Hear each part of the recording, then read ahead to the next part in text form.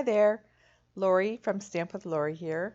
Today I'm going to show you how to make a couple of cards that require very little stamping.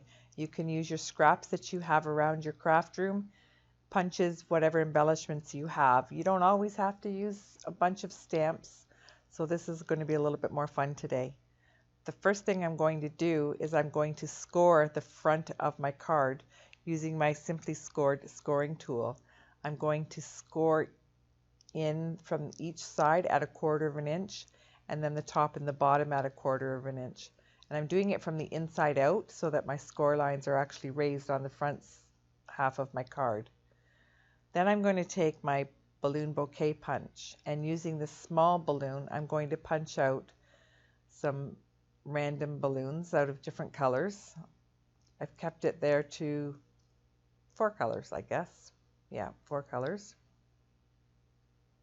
And then I'm just going to randomly place them on the front of the card, and then using the coordinating markers that are the same colors as the cardstock I've used, I'm going to draw some squiggle lines for the strings of the balloons. So I'll do 2 or 3 of these first, and then I'll adhere the balloons to the strings. And then I'll do the rest with the remaining balloons.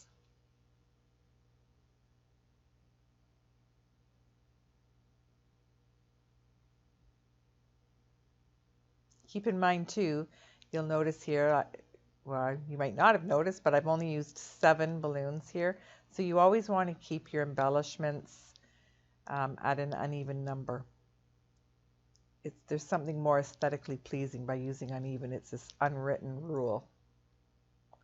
Then I'm going to use my markers, and I'm just going to put in the lines so that it gives the balloons a little bit of dimension to them as well.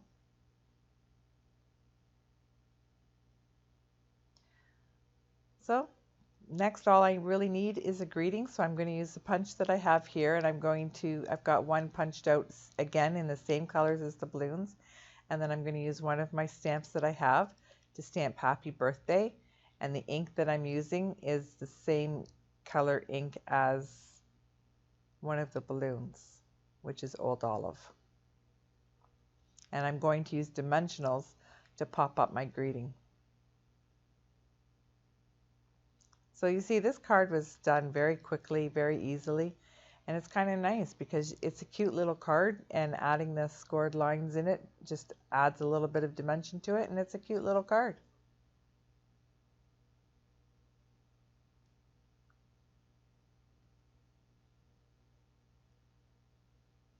Now, if you want to have a matching envelope, I just found another balloon stamp, and then I randomly stamped the balloon images. And again, I'm sticking with the same colors that I used. So in this case, it's the Old Olive and Petal Pink. And then I'm using the same markers again, and then I'm just coloring in the balloons. And by doing this, it just gives those the envelope just a nice little extra.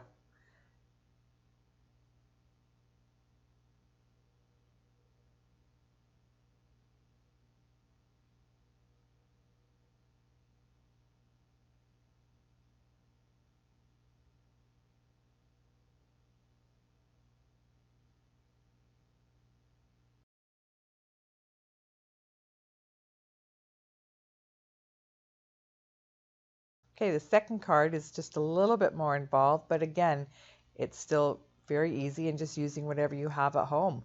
You just want to make sure that all your colors are coordinating. So I'm using crushed curry and Old Olive here as well. And then I'm using designer series paper. And how I chose my card colors is based on the designer series paper that I've used. They've got the Old Olive and the crushed curry in it, so I've stuck with that. Now what I'm doing here is I'm putting my designer series paper on a piece of crushed curry. You won't see the crushed curry, but it just helps with the ease of adhering it to the card. Next, I'm going to use washi tape. This is called Follow Your Art washi tape, and I'm just going to put it where the 2 designer series papers meet, and then I'm going to run baker's twine around and tie a bow. Now I used tape runner at the back. That just holds my twine in place to keep it straight so that it's not flopping all over the place when I try to tie my bow. That just finishes it off nicely and hides where the two designer papers meet. And then I'll just use my scissors to trim the bow to where I want, and then adhere the final piece here to my card front.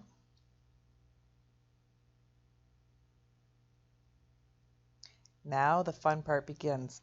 These are called the Pressed Petals Specialty Washi Tape. They're peel and stick petals that are so cute when they're assembled into a flower. So I'm just going to use a small circle. Doesn't matter what color because it's going to be hidden. And then I'm going to use my Take Your Pick tool. It just helps lift up the bottom of the leaf or the petal so that I can get it off of the roll. And I'm going to do 5 of these around the little circle. You'll notice too that when I peel them off that they have a natural curl to them, which helps with the design of the flower. It's definitely a 3D flower and it's really cute.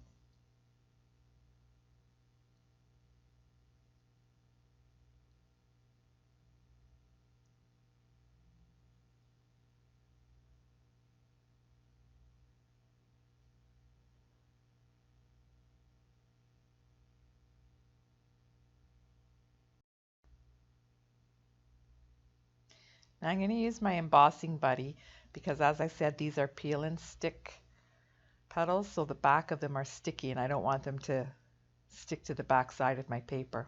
So using the embossing buddy just puts a little bit of powder on it so they're not sticky. And my flower center is the Perennial Essence Flower Center. Same, and it's a crushed curry, which is nice. And then I'm going to stick with the crushed curry and I'm going to punch out using the Pretty Label punch for my greeting. And then I'll stamp my greeting and adhere it to the front of my card and just kind of see how I want it positioned before I tape it down.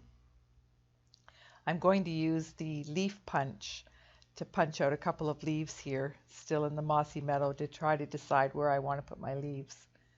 So first I'm going to tape down my greeting, and then I'll tape down my flower. And then once I decide how I want my leaf, then I'll add some tape to that and stick it underneath the flower. Thanks for watching. I hope you enjoyed.